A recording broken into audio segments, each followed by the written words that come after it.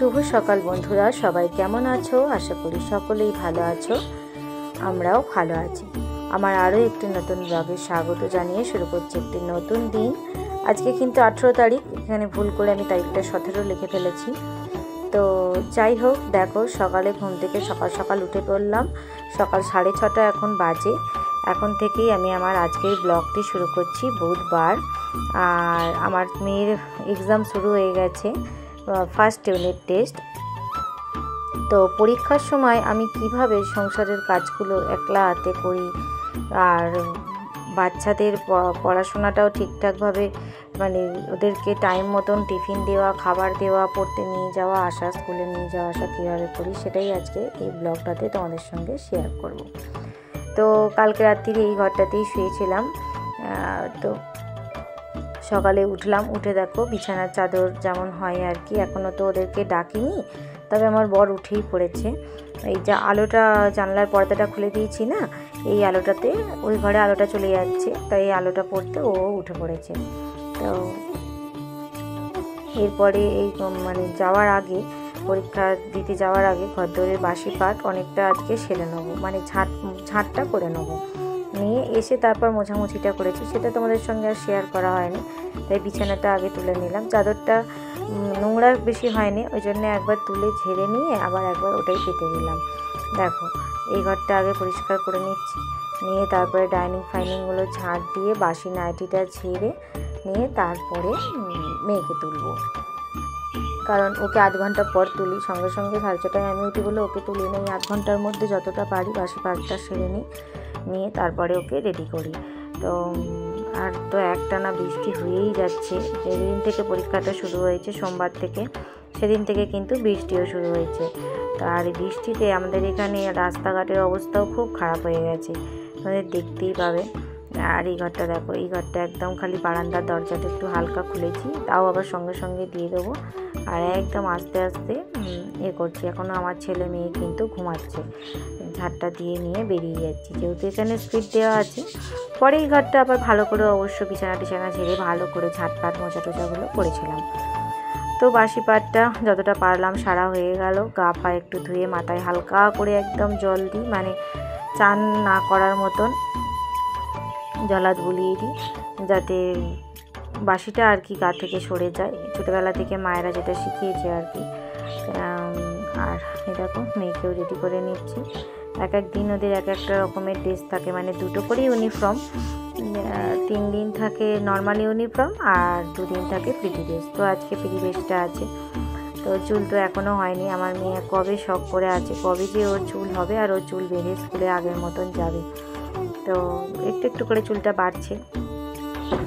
আর এখানে দেখো মাম্মামকে এই যে এই পিটি ড্রেসের সঙ্গে যেমন কেস থাকে, কেসটা পরিয়ে দিচ্ছি। এখনও নিজে নিজে বাঁধতে শিখিনি।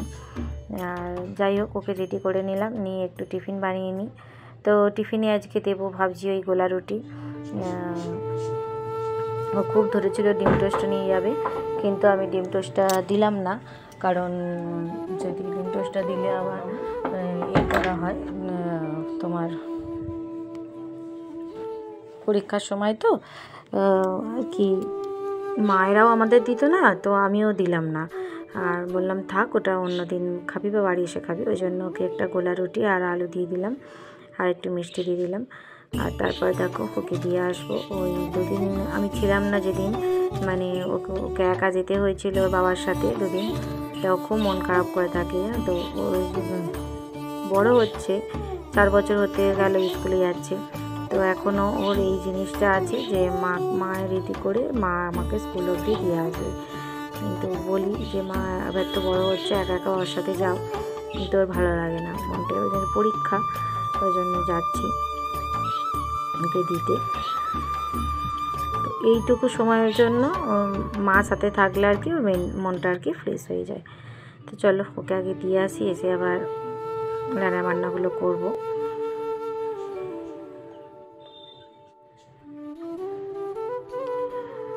আর এদিকে দেখো চলে এলাম রান্নাটা করতে, মানে চারা মাছ আনা হয়েছে, যেহেতু ঝোল ভাত তো খেতে হবেই আর সবাই মিলেই খাবো। আর ঝোল তো তোমরা আমার ভিডিও যারা যারা দেখছো গত 1.5 বছর ধরে, ঝোল আমাদের বাড়িতে প্রচুর হয়, প্রচুর সবজি খাওয়া হয়। যে ডাক্তাররা বলে না সবজি খাবে বেশি করে, ডাল রান্নাও যেমন হয় ঝোল রান্নাও তেমন হয়, শাক সবজিও রান্না হয়। তার সত্ত্বেও আমার শরীর খারাপ করে। আসলে শরীরে রেস্ট বলে জিনিসটা আমি পাই না, তার জন্যেই আমার এই বারে বারে শরীরটা খারাপ করে। তো যাই হোক, দেখো এখনও আবার এসে বিছানাগুলো তুললাম, ঘরটা মুছলাম, মুছে সেগুলো স্কিপ করে গেছি, করে আগে রান্নাটা বসিয়ে দিলাম। ঝোল আর ভাত করেছি। আর হ্যাঁ, করলা আলুটাও ভাতে দিয়েছি, মানে ভাতে দিইনি, আলাদা কুকারে সেদ্ধ করেছি। ওইটা মাখাটা তোমাদের সঙ্গে শেয়ারও করানো, ওকে দেওয়া হলো না। তারপর দেওয়ার পর মনে পড়েছে, আবার ওকে তাড়াতাড়ি করে ওটা মেখে দিয়েছি সেই সময় আর ক্যামেরাটা অন করিনি। আর এই যে বাবানকে এবার ডিম টোস্ট বানিয়ে দিচ্ছি, কারণ বাবানের এখন এক্সাম চলছে না, মেয়ের পরীক্ষা শেষ হবে, তারপর ওদের সেমিস্টার শুরু হবে। তা ওই জন্য ওকে আবার আলাদা করে এটা বানিয়ে দিচ্ছি। তো সকাল 10টার মধ্যে, এইটুকু টাইমের মধ্যে সংসারের বাসি পাট তোলা, রান্না করা, সেটা এক তরকারি হোক আর দু তরকারি হোক, টিফিন বানানো আর তোমার পুজো করা, এটা কিন্তু একটুখানি মানে তারা একটু চাপই থাকে আর কি, প্রত্যেকটা মেয়েদের বা মানে গৃহিণীদের পক্ষে।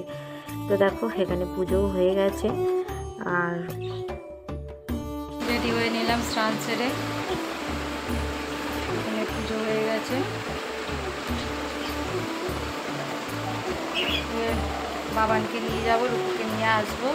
যে বাবান রেডি হয়ে গেছে, ওখানে মধ্যে পূজাগুলো করবে, তারপরে ছাদে জামা কাপড় মেলতে যাবো। বালতি দেখো বাথরুমের সামনে, এক বালতির ওপর কাঁচা আছে, এগুলো মেলবো। তো স্কুল থেকে নিয়ে চলে এলাম বাবানকে দিয়ে, এই যে আর ওই যে ওখানে ওকে ডিম সেদ্ধ দিয়েছি, এখন বসে বসে খাচ্ছে। ছাদে উঠবো, এখনও ছাদে উঠতে পারিনি, আগে একটু 1 গ্লাস ওয়ারেসের জল খাবো, ওয়ারেসটা দিয়ে গুলি, তারপরে ছাদে উঠবো। তো চলে এলাম উপরে। এই শাড়িটা অনেক দিন ধরে পরেছিল, সেই কবে মায়ের বাড়ি জামাই ষষ্ঠীতে গেছি তখন থেকে শাড়িটা পরেই আছে, কাচা হয়নি। তো কেচে তো দিয়েছি, আবার ভয়ও লাগছে, আকাশের ওয়েদার খুবই খারাপ। আজকে এদিক ওদিক করে মেললাম, কারণ এইখানে তো আমার নয়, এগুলো দেওয়া আছে অন্য কারোর। আর গাছে ফুল ফুটেছে, পুজো তো হয়ে গেছে না, আজকে গাছেই থাকে ফুলগুলো। আর এই যে দেখো নয়নটানাগুলোকে তুলে নাগরদোল্লার মধ্যে সাজিয়েছে। এতক্ষণে সব কাজ মিটলো বন্ধুরা, এখন বাজে পাক্কা ঘড়িতে 2:30।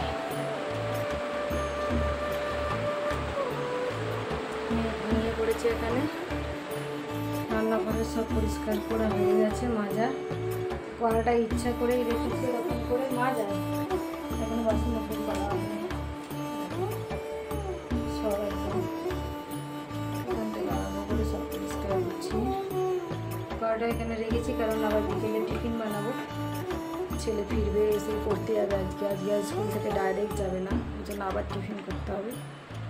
এতক্ষণ ধরে গামছা কাচলাম, দুটো গামছা কাচলাম, বারান্দায় মেললাম, আর এই যে হাত মোছাগুলো কেচে এখানেই দিলাম।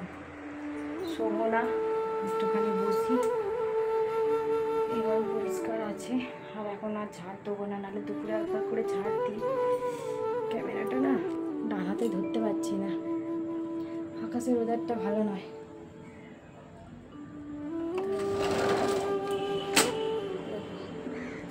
ওয়েদারটা খারাপ হয়ে আছে আকাশে, এর জন্যই শুতে পারবো না, কারণ জামা কাপড়গুলো ছাদে আছে। দেখছো ডান হাতে এতটাই যন্ত্রণা হচ্ছে, জানালার সামান্য স্লাইডটাও টানতে কষ্ট হচ্ছে, যে এই জায়গা থেকে যন্ত্রণা হচ্ছে। এর জন্যই আমি হসপিটালে ভর্তি হতে চাই না, কারণ বর তো বোঝে না, শরীর খারাপ হলে আমি বলি যে একটা এমনি ডাক্তার দেখিয়ে ওষুধ দিয়ে ভালো করো।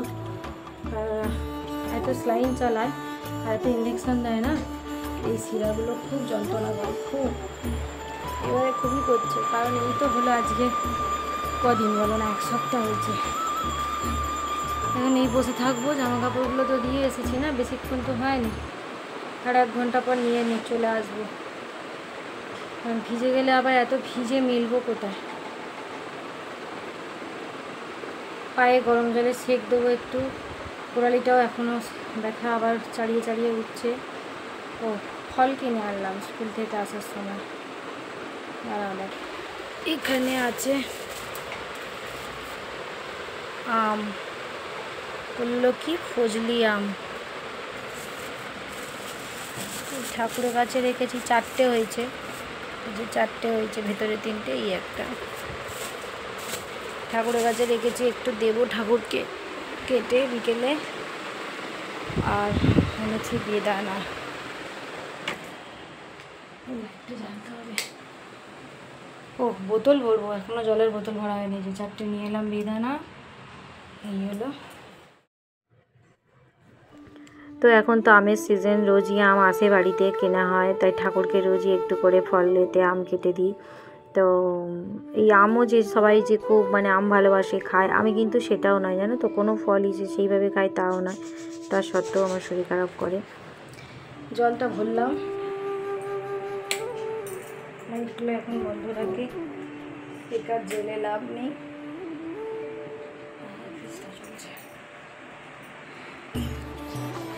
একটু বসি,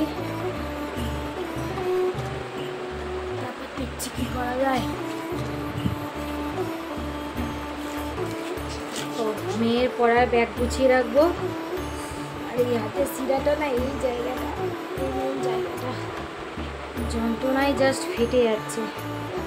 ওই যে যখনই আমি স্যালাইন নিয়ে বাড়ি আসি, ইঞ্জেকশনের ব্যথাগুলো থাকে, আর যন্ত্রণায় হাতে শিরা ছিঁড়ে যায়। যে কড়া মাজলাম, জামা কাপড় কাচলাম, এটা তো করতেই হবে। আজকে কতদিন পর যে একটু ভালো করে ঘর পরিষ্কার করেছি, ওই ওপর ঝান মোছা হচ্ছে। যে খাটের তলা থেকে দুটো ঘরে সব কিছু গুছিয়ে পরিষ্কার করেছি। যারা পরিষ্কার মানুষ না, তারা চট করে নোংরা কাজ করতে পারবে না।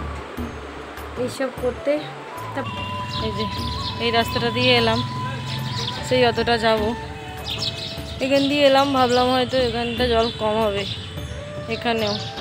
হ্যাঁ রূপো, এখন কি করবি, কি করবি মা, বলে উঠবি, জলে পা দিবি? না না, জলে পা দিতে হবে না, বিছানায় গিয়ে পড়তে বসবে। এই যে চলো কোলে নিয়ে রূপো।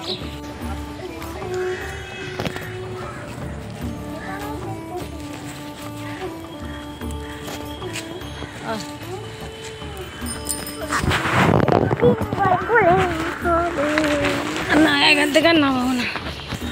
দেখো সেই ওই জলটা পার করে এলাম, এখানে গিয়ে এইটুকুটা ও আবার হাঁটলো, এই যে আবার এই জল শুরু হয়ে গেল। ওই রাস্তাটাই দেখবে, যার জন্যই ক্যামেরাটা অন করলাম, ওই রাস্তাটাতেও জল আছে। আমাদের এখানে এটাই প্রবলেম গো বন্ধুরা, একটু বৃষ্টি হলো কি না হলো, রাস্তায় জল জমে গেল। তবে আমাদের যেখানে ফ্ল্যাটটা, সেখানে কিন্তু জলটা নেবে যায়, এখানে কিন্তু জলটা নামে না। এই দেখো, এটা মাঠটা, এই যে মাঠেও জল জমে আছে, এখানে একটু জল। মেন যে জলটা দেখাবো, চলো। তাড়াতাড়ি পারবো না মা, সবে তো শরীরটা একটু এ হয়েছে, বুঝছো? এটা তো কম জল, আরো জল, মাঠের জলটা এই যে এই রাস্তাটা দিয়ে কিন্তু আমি আসি, এই যে এই রাস্তাটা দিয়ে আসি, পুরো পুকুর এই রাস্তাটা। হ্যাঁ ওই রাস্তাটা দিয়ে আসি। এই যে ও এখন যাবে এখানে, এখন আমাকে এই জলটা টপকে যেতে হবে। চলো যতটা জলটা বাঁচানো যায় কালভার্টের ওপর দিয়ে যাব, গিয়ে এখান থেকে জলে পাটা দেবো, দেখছো? এই যে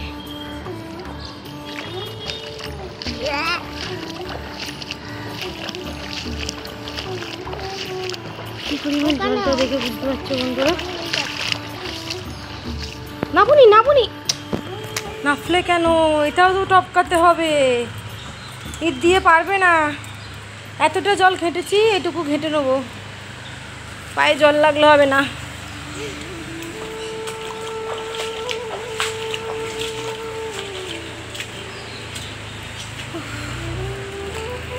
এতটা জল টপকে এলাম, এর উপরে দেখে আসি,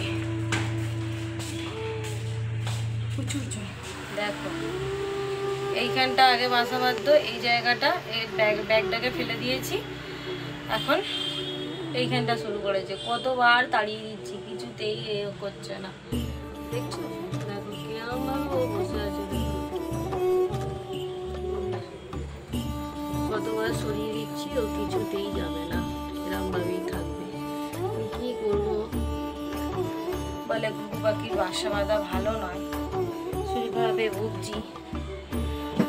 সরাচ্ছি তো এই দেখবে, এই দেখো কত সরাচ্ছি ঘোরাচ্ছি, কোনোভাবেই ও যাবে না, ক্যাট হয়ে ওখানে বসে আছে। কি করবো, আবার এদিকে রথটা তো দুদিন বাদে